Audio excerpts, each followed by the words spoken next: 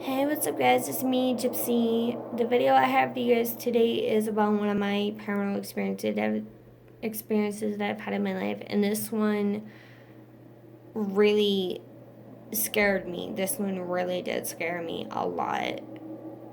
I had just moved to Arizona at the time, and I was about 15 or 16, and I was living in this house, and the house was built between the 70s and 80s. That's pretty much all I know. I don't really know much about it after that.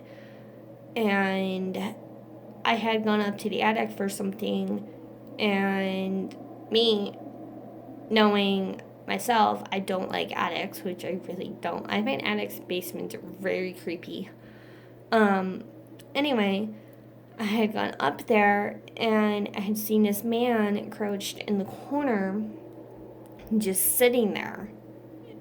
And I looked over again, and he was still sitting there by the time I was starting to climb down the ladder.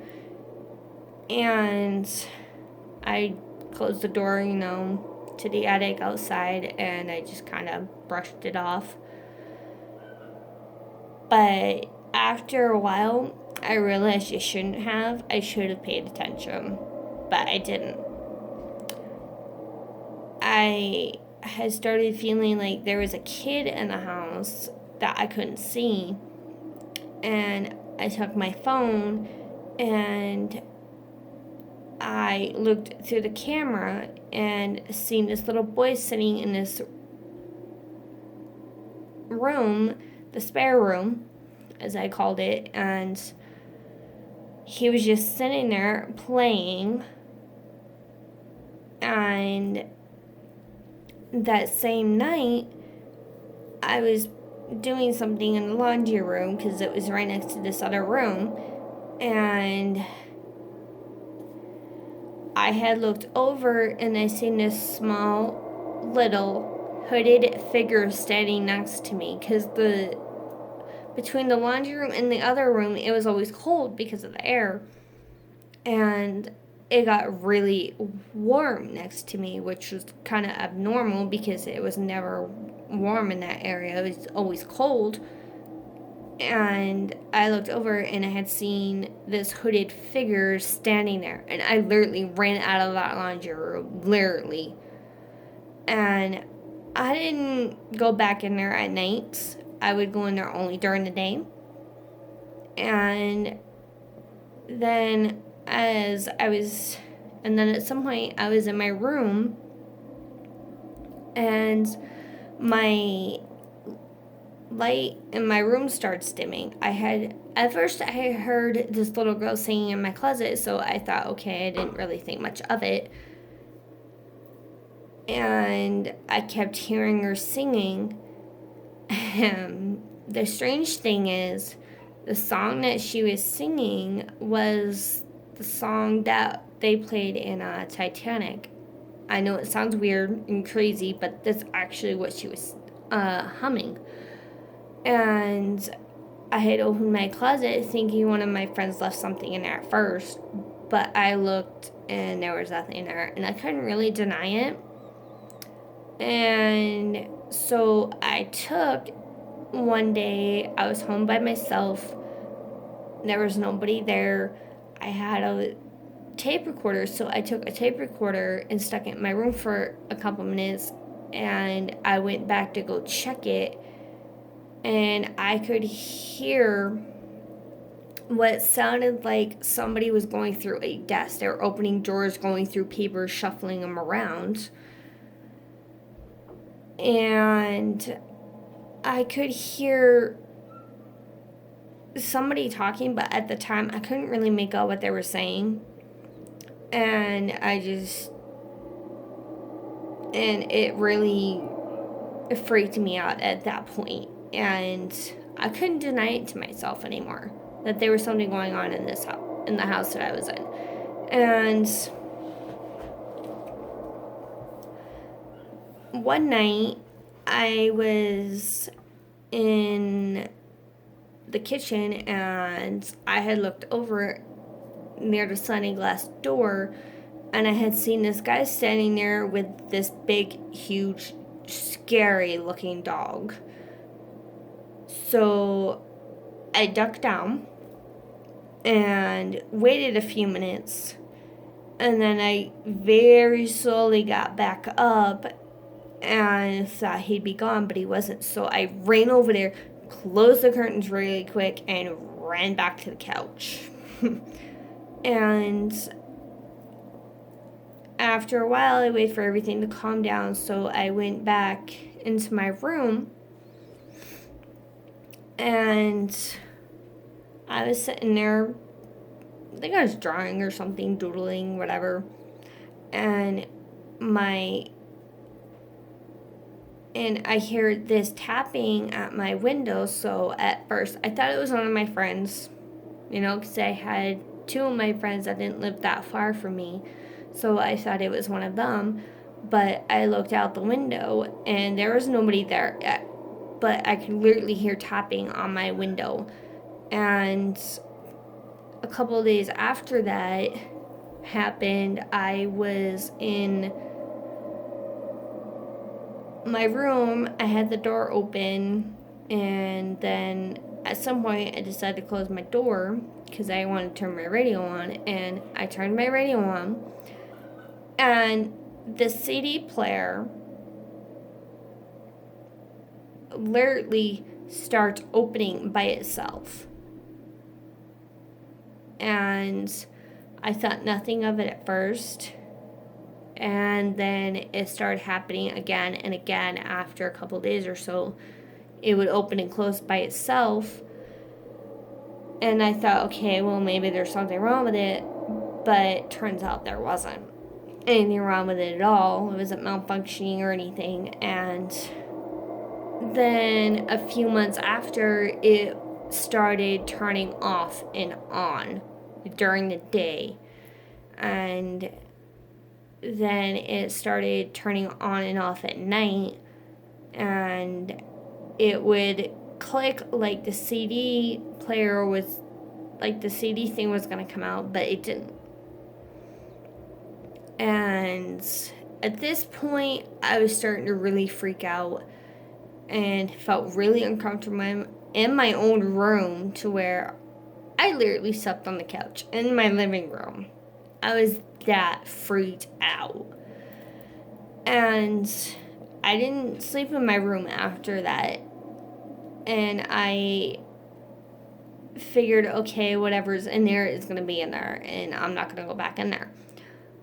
Well, at some point in time, it was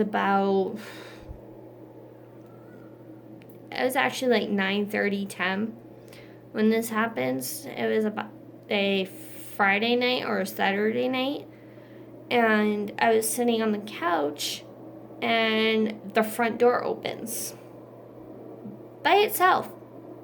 And I thought it was the wind, and I looked outside. It wasn't even windy out. There was like not even a breath of wind, like at all. So I closed the front door, I locked the doorknob, and I locked the deadbolt. And I'm sitting there, and I could hear the doorknob unlocking and the deadbolt. So I looked over, and it opened again.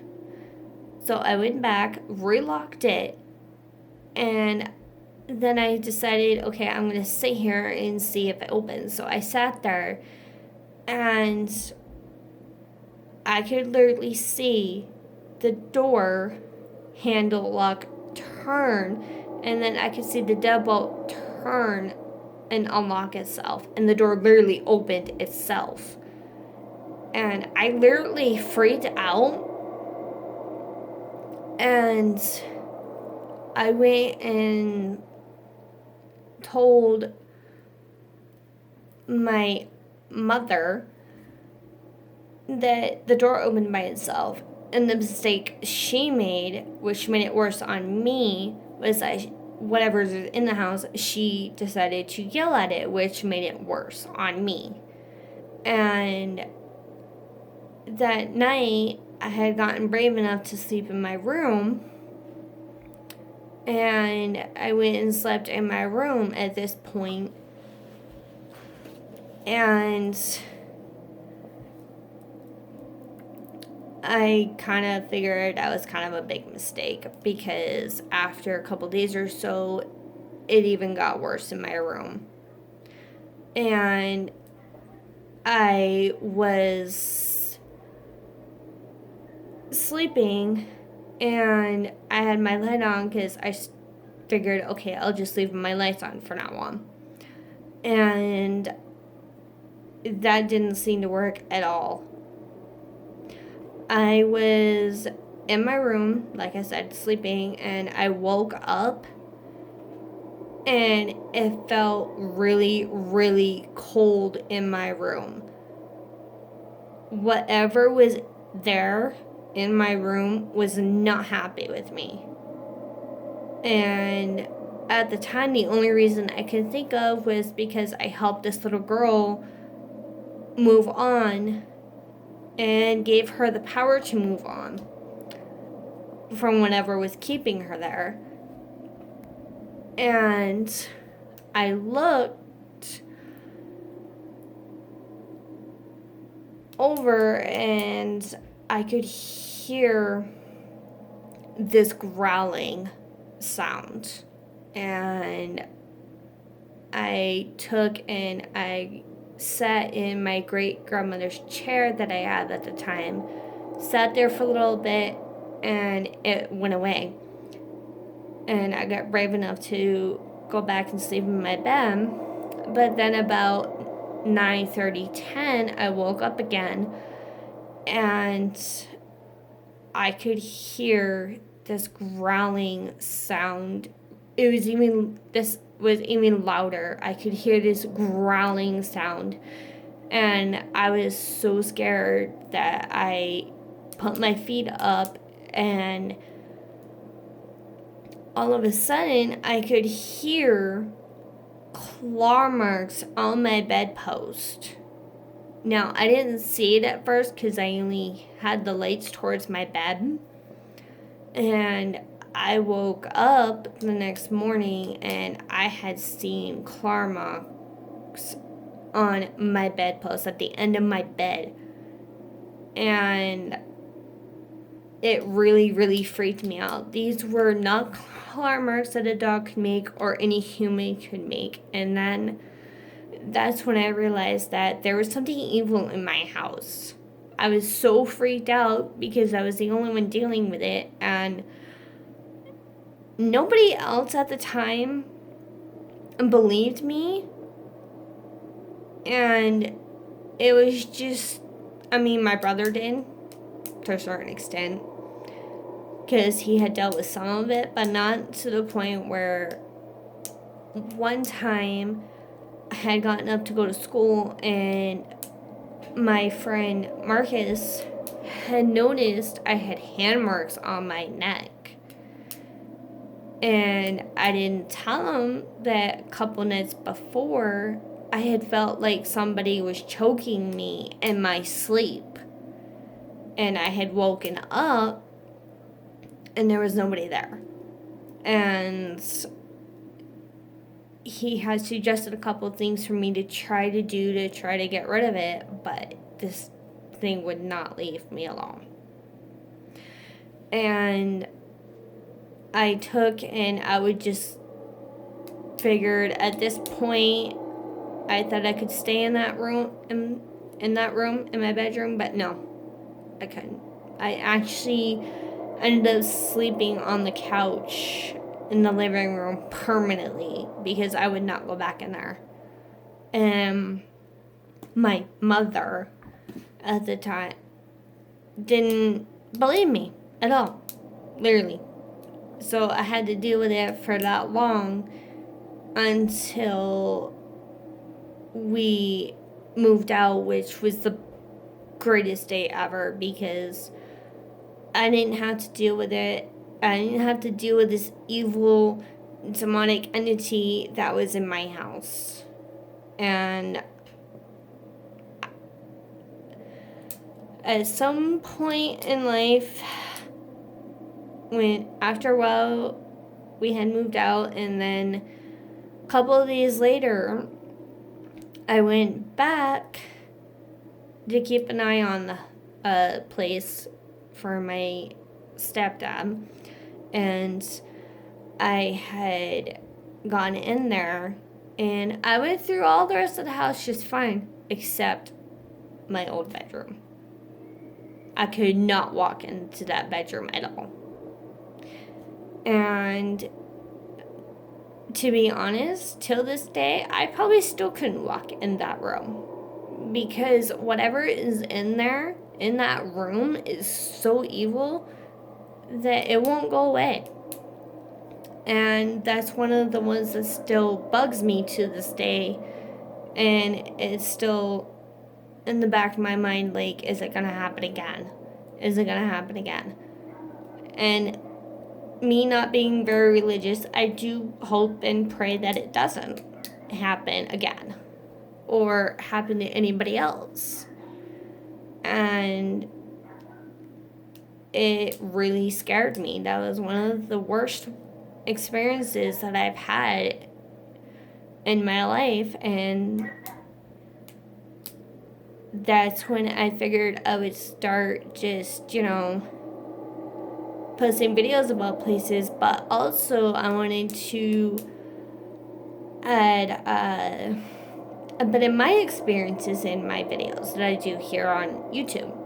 So I figured I would do that and share other people's as well. And if you guys have any experiences that you want me to talk about, just leave it in the comments below.